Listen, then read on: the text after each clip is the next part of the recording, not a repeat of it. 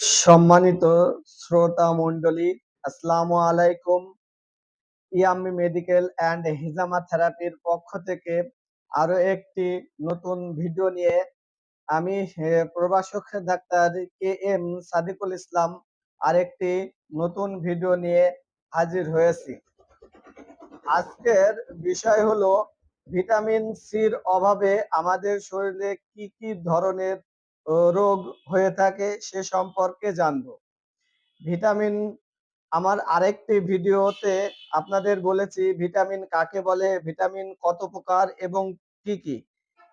আপনারা যদি সেই ভিডিওটি না দেখে থাকেন তাহলে আমার ডিসক্রিপশন বক্সে ভিডিওটি লিংকটি দিয়ে থাকবো, তাহলে আপনারা দেখে নেবেন এবং ভিটামিন সম্পর্কে আরো ভালো করে বুঝতে পারবেন। আজকের বিষয় হলো ভিটামিন সির অভাবে, ডেফিসিয়েন্সির অভাবে আমাদের কি ধরনের রোগ হয়ে থাকে আসুন জেনে নিই। এক, স্কাবিয়া।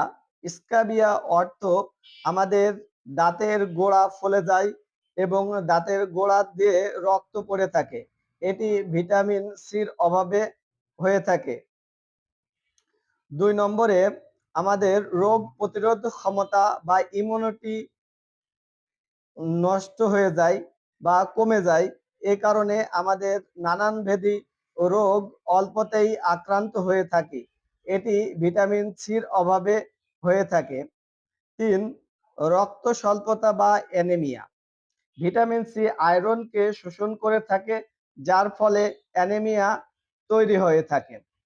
আমরা অ্যানিমিয়া হয়ে থাকলে বেশিরভাগে আয়রন খেয়ে থাকি, কিন্তু অনেকেই জানে না যে ভিটামিন সির ডেফিসিয়েন্সির কারণেই এই অ্যানিমিয়া রোগটি হয়ে থাকে।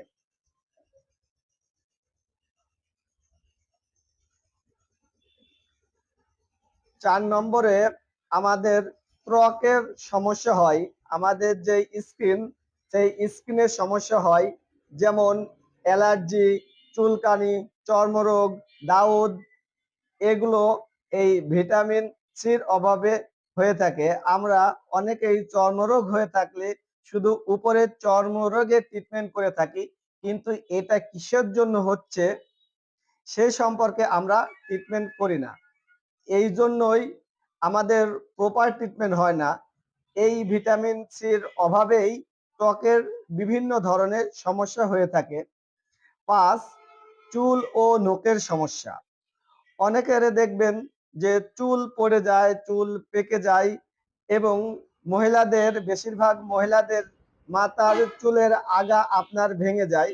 এগুলো সবই আমাদের ভিটামিন ডিফিসিয়েন্সি বা অভাবে এই রোগগুলো হয়ে থাকে।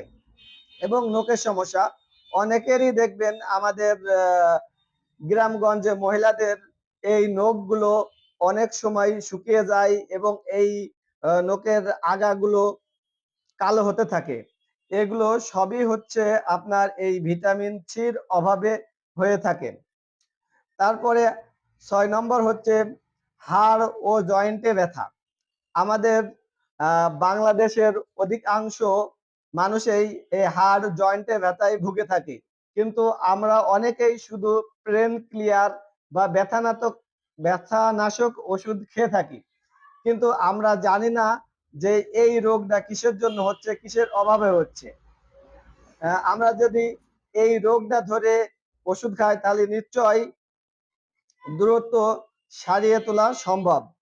এই জয়েন্টে ব্যথা, হাড়ে যে ব্যথাগুলো হয়, এই ব্যথাগুলো সাধারণত ভিটামিন সির অভাবেই হয়ে থাকে। এরপরে মানসিক অবসান। আমাদের যত দুশ্চিন্তা হয়ে থাকে এবং রাত্রে ঘুম না আসা, নানান টেনশন বিধি হয়ে থাকে, এগুলো সবই ভিটামিন সির অভাবেই হয়ে থাকে। তাহলে আমরা জানলাম ভিটামিন সির অভাবে কি ধরনের রোগ হয় এবং তার প্রতিকার।